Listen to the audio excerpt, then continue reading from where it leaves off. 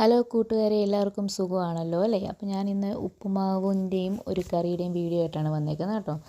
അപ്പം ഇന്ന് സവോള കൊത്തി അരിഞ്ഞത്, ഇച്ചിരി കറിവേപ്പില, ഇച്ചിരി ക്യാരറ്റ് കൊത്തി അരിഞ്ഞത്, ചെറുതായിട്ട് അരിഞ്ഞ് പച്ചമുളക്. കറിവേപ്പില ഇച്ചിരി എടുത്തുള്ളൂ കേട്ടോ. വിനീഷേട്ടന് കറിവേപ്പില ഒട്ടും ഇഷ്ടമില്ല കറിക്കകത്ത് അധികം ഇടുന്നത്. അതുകൊണ്ട് ഒരു ഇച്ചിരി കറിവേപ്പില എടുത്തിട്ടുള്ളൂ. അപ്പോൾ സവോളയൊക്കെ നന്നായിട്ട് കൊത്തി അരിഞ്ഞതും എല്ലാം എടുത്തിട്ട് ചീനച്ചട്ടി വെച്ച് എണ്ണയും കടുകും ഒക്കെ ഇട്ട് കടുകൊക്കെ പൊട്ടിച്ച് നമ്മൾ അരിഞ്ഞ് വെച്ച സാധനം എല്ലാം കൂടെ അങ്ങോട്ട് തട്ടിയിട്ട് കൊടുത്ത് എല്ലാം കൂടെ നന്നായിട്ട് വഴറ്റിയെടുക്കണം. ഇത് പെട്ടെന്ന് വഴണ്ടി വരാൻ വേണ്ടി ഞാൻ ഒരു ഇച്ചിരി ഉപ്പ് ഇട്ടിട്ടുണ്ട് കേട്ടോ.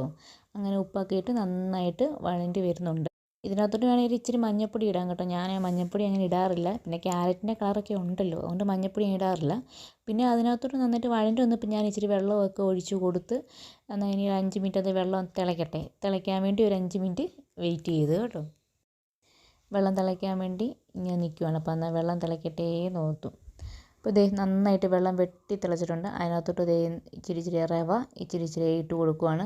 റവ വറുത്ത റവയായിരുന്നു മേടിച്ചത്. അപ്പോൾ പിന്നെ എക്സ്ട്രാ ആയിട്ട് വറുത്തില്ല. പിന്നെ എല്ലാം തട്ടിക്കൂട്ടി ഇതേ അടച്ച് വെച്ചു. ഒരു 2 മിനിറ്റ് അങ്ങനെ അങ്ങ് ഇരിക്കട്ടെ എന്ന് വെച്ചു.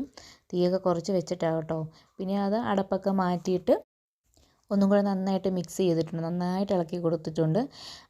അതിൻ്റെ കൂടെ ദേ ഇച്ചിരി തേങ്ങ ചിരണ്ടിയതും ഇട്ട് കൊടുത്ത് ഒന്നും കൂടെ നന്നായിട്ട് മിക്സ് ചെയ്ത് നന്നായിട്ട് ഇളക്കി ഇങ്ങനെ പൊടിയായിട്ട് വരണമല്ലോ. അതുവരെ നമ്മളിങ്ങനെ ഇളക്കി കൊടുക്കണം. അങ്ങനെ തേങ്ങയെല്ലാം തട്ടിയിട്ട് കൊടുത്ത് നന്നായിട്ട് ഇളക്കി വെച്ചു. ഉപ്പുമാവിന് ഇന്ന് കറി ഗ്രീൻ പീസ് കറി. ഇന്നലെ തന്നെ ഞാൻ വെള്ളത്തിലിട്ട് വെച്ചിട്ടുണ്ടായിരുന്നു. ഗ്രീൻ പീസ്, തക്കാളിപ്പഴം, ഗ്രീൻ പീസ്, സവാള, പച്ചമുളക് എല്ലാം കൂടെ ഇച്ചിരി ഉപ്പും കൂടി ഇട്ട് കുക്കറെ നല്ലതായിട്ട് വേവിച്ചെടുത്തിട്ടുണ്ട്. നന്നായിട്ട് വെന്ത് വന്നിട്ടുണ്ട്. നല്ല സോഫ്റ്റ് ആയിട്ടുണ്ട് ഗ്രീൻ പീസൊക്കെ. നന്നായിട്ട് വെന്തില്ലെങ്കിൽ ഗ്രീൻ പീസിനൊരു ടേസ്റ്റ് ഉണ്ടാകത്തില്ല.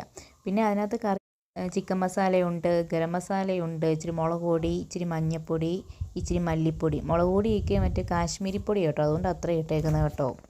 എണ്ണ കടുകൊക്കെ പൊട്ടിച്ച് ചെറിയുള്ളിയൊക്കെ മൂപ്പിച്ച് അതിനകത്തോട്ട് നന്നായിട്ടിട്ട് ഇളക്കുവാണ്. അതിൻ്റെ ഒരു പച്ച മണം ഒന്ന് മാറണമല്ലോ, അതിൻ്റെ കളറൊക്കെ ഒന്ന് ചേഞ്ച് ചെയ്യുന്നത് വരണമല്ലോ. അതുകൊണ്ട് നന്നായിട്ട് മിക്സൊക്കെ ചെയ്ത് അതേ ആമിക്കുട്ടിക്ക് വേണ്ടി എടുത്ത് വെച്ച്, ആമിക്കുട്ടിക്ക് സ്കൂളിൽ പോകണം. അപ്പോൾ അവൾക്ക് വേണ്ടി എടുത്ത് വെച്ചു. അപ്പോൾ അത്രയേ ഉള്ളൂ.